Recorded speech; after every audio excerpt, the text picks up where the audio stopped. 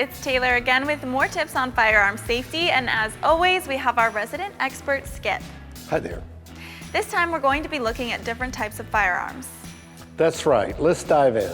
There are handguns, single shot, revolver, semi-automatic, plus different types of action, like a single action, double action.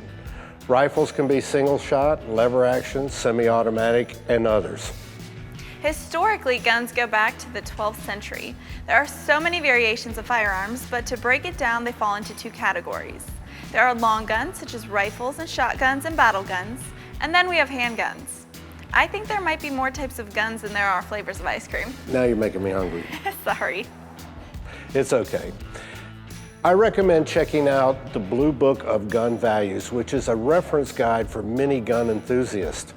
Besides helping with the value of different firearms, it also has a brief synopsis of the manufacturer of the firearms listed.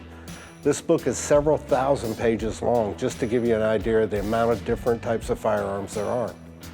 We're going to demonstrate a small selection of different types of firearms that most people are comfortable with. We're going to be using modern-day firearms as examples. We'll take you through the pros and cons of each weapon, as well as explaining the common uses of the different firearms. For example, hunting, sport shooting, competition, or self-defense.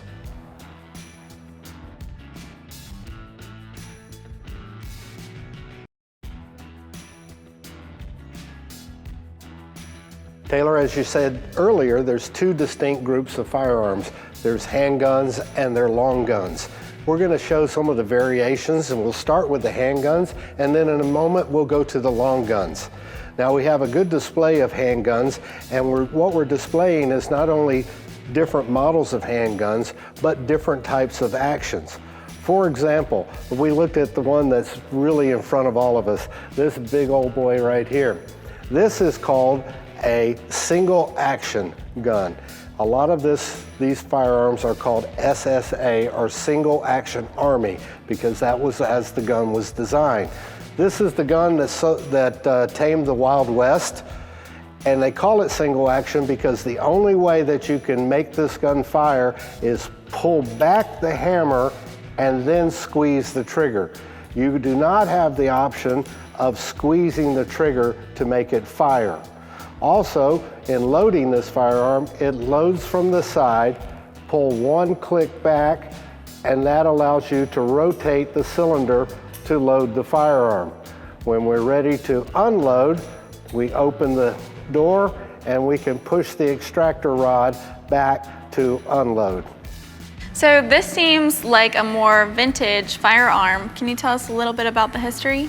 Sure. Again, like I said, this was the gun that conquered the Old West, as we used to see the gunfighters, and they would draw from the hip and they would hit or fan the hammer. You notice this hammer is very, very protruded so that you can hit it quickly, having the finger on the trigger to make it go off as soon as you took pressure off of that hammer.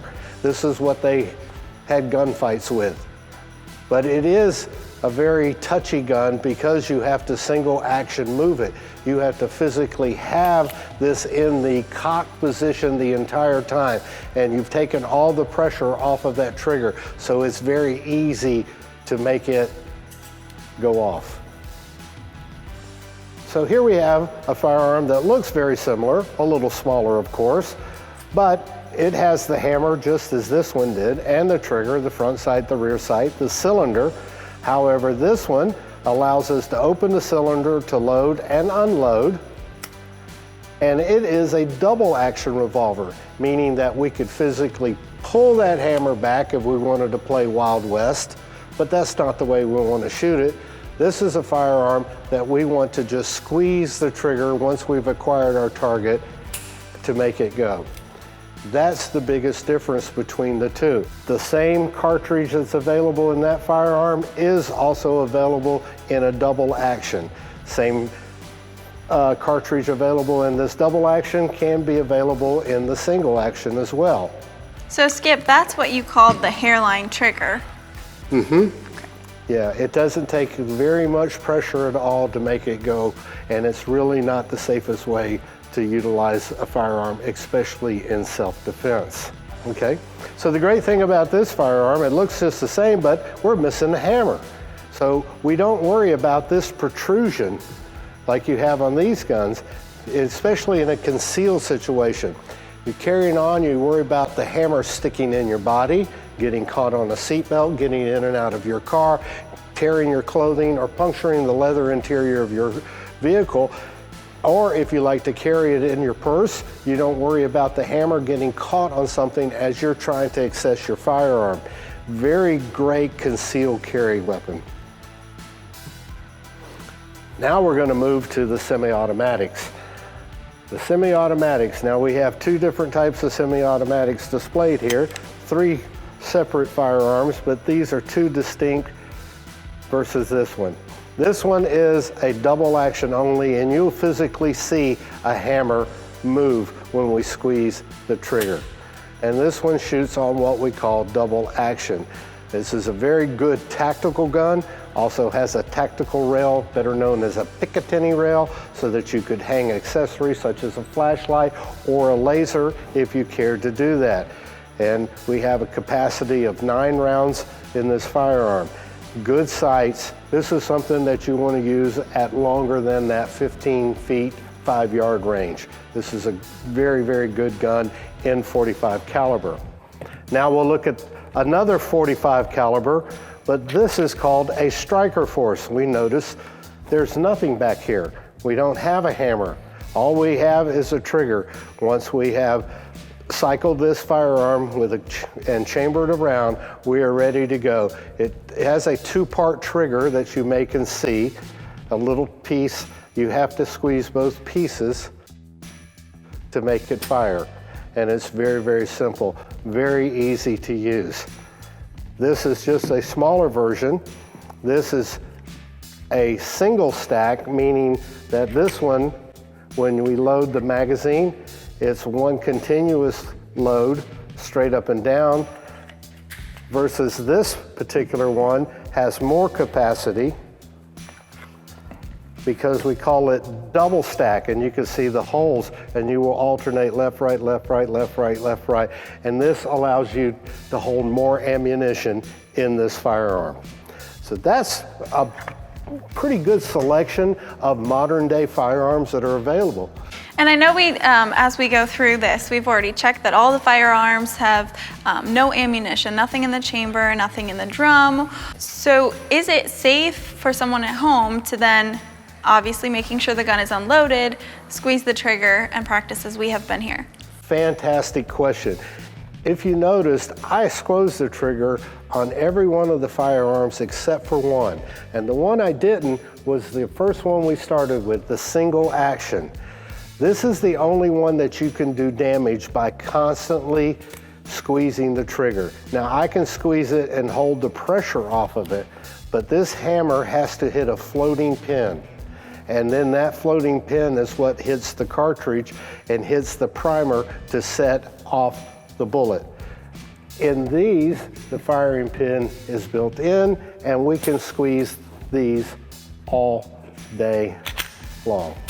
So it's a good way to practice with the double action and striker force and standard double action revolvers, but not the single action. Perfect. And that was a wonderful display of the handguns. I guess now we'll move on to long guns. Absolutely.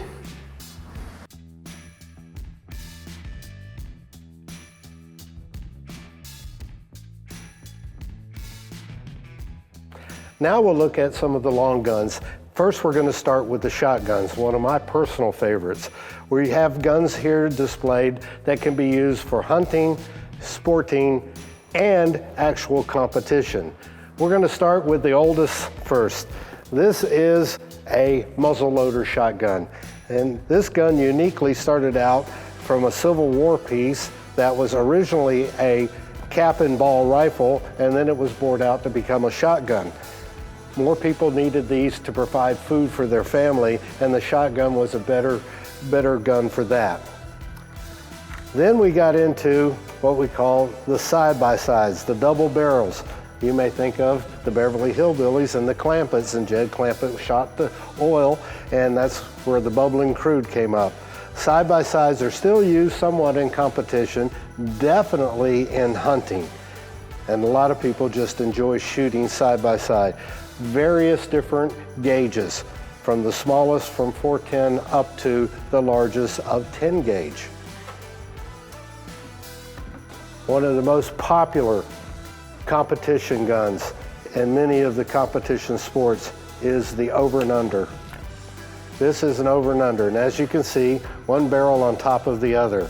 Gives you a great line of sight versus looking at two barrels at a flat ridge. You're looking straight ahead at one barrel and able to see left and right.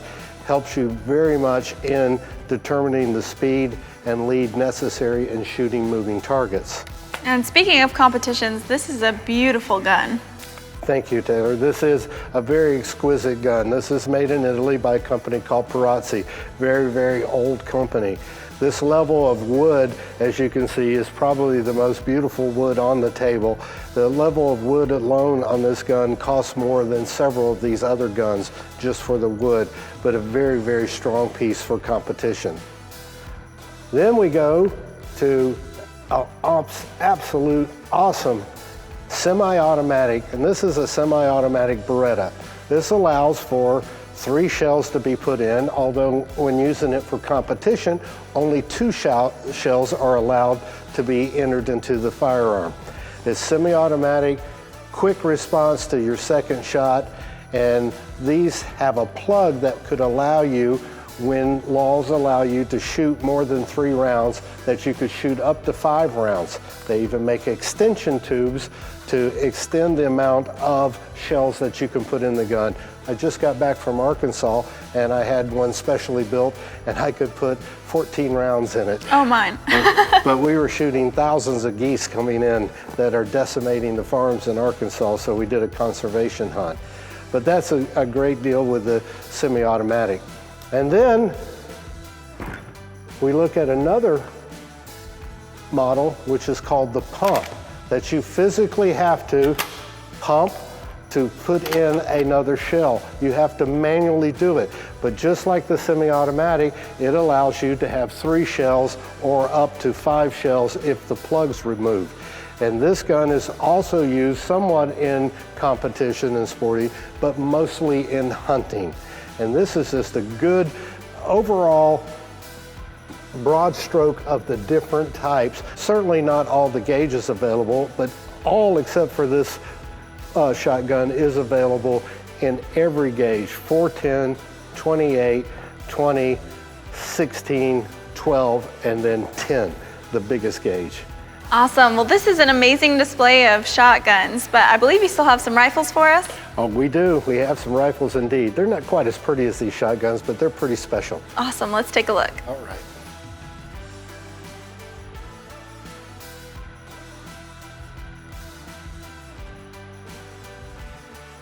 Well, here we are at the rifles, finally. We progressed all the way from handguns into the long guns, and now this is the last of the long guns. So let's start out with like a hunting gun. Again, Old West design, lever action, again helping win the West. They hunted food, they protected themselves, they fought the bad guys with these. Everything was done with the lever action gun, and they're still used today. And most folks like to start their children out shooting this type of firearm. In a rifle, this is a 22 caliber. Now 22 is the smallest caliber there is. It also is easy to get when it comes to ammunition, fairly inexpensive, and it's great to learn how to shoot a rifle. Also, it doesn't have any of that dreaded thing we talked about called recoil. It's very, very easy to shoot. Then we're going to progress into hunting rifles. And hunting rifles are available in an absolute, almost infinite number of calibers, from the tiniest, even 22, up to the biggest of 550 expresses, which are the size of a cigar. Something people would use to hunt elephant, buffalo, or rhinoceros. Hunting guns like this are mostly bolt action, but they can be like the shotgun, pump action, and as well as semi-automatic. Again, more shells. And this utilizes a bolt. We have a magazine from underneath, a chamber, and then we have a good optic on it. And this is something that we're going to use when we start shooting beyond 100 and 150 yards, out to probably up to 500 to 600 yards. We'll take shots with a hunting rifle such as this. Have you added these accessories after? Absolutely. So added a scope onto this, as also added a sling. Now this sling is also made of paracord, so if I got into trouble and I needed some kind of help with line, this will turn into it's about 25 inches long right now. It'll turn into about 35 feet of line with a very high tensile strength. So it's a pretty good accessory to have. Now we're going to look at something that looks like it's from outer space. And this is a carbine, and it's got a shoulder mount. So it is much like a rifle. However, this shoots a cartridge that is a handgun cartridge. Matter of fact, it uses a handgun magazine shooting 9mm. It's easy to store. It's a great gun to use for survival, and when it's emptied, it's very easy to store in a backpack or a small space. So it's great for camping and hunting. So here we have the AR. This is the gun that everybody talks about, always in the news. This is a gun that was developed in the 60s in Vietnam to replace the M1 carbine. But it's also a gun that is used today to hunt with and to in sporting events. There is great marksman competitions using these AR platforms. This platform has been around for a long time. Now the military has firearms now that supersede this one. It's kind of a dinosaur if you think about it, being developed back in the 60s. So what is this here? Okay, so this is one of the accessories on this gun. The AR platform is probably one of the most decorated or blinged out platforms of firearms there is. These are called quad rails. There's 4 of them just alike. Now currently they have rubber on them, but I can remove the rubber cover, and it's the Picatinny trail that we talked about on the other guns, where you could put a laser, a flashlight, a photon scope, any type of infrared optics that you want. This firearm also has sling swivel mounts, adjustable buttstock for different lengths, and then it has an optic called a red dot. No magnification, but it physically places a red dot on what you're trying to shoot as an aid for aiming the firearm. Okay, so which of these is gonna have the most kick? On this table, the one with the most kick, believe it or not, is the 6mm. As small a diameter of bullet this is, it has a very long case. And when you have a long case, that's the cartridge itself where you put the powder in. The longer it is, the more powder you can put in it. And the more powder, the bigger the boom. So it has a little bit more recoil than this .223 5.56 bullet does, and definitely a lot more than the 9mm and the 22, which is negligible. And I know you mentioned you like to hunt, so which of these is your favorite for hunting? This is one, when I deer hunt mostly, this is what I take. I have many choices to take, but I love this 6mm just because it's an unusual caliber. Not many people shoot it, and it's a great platform. You can see it's been loved a lot. It's been in many a deer stand. Well, you have an amazing collection. So we saw everything from handguns to long guns, shotguns, and rifles. Thank you so much for sharing your collection with us, Skip. I hope you guys enjoyed it as much as I did, and we'll look forward to seeing you next episode. It's been my pleasure, Taylor, and I can't wait to take you out so you can shoot some of them.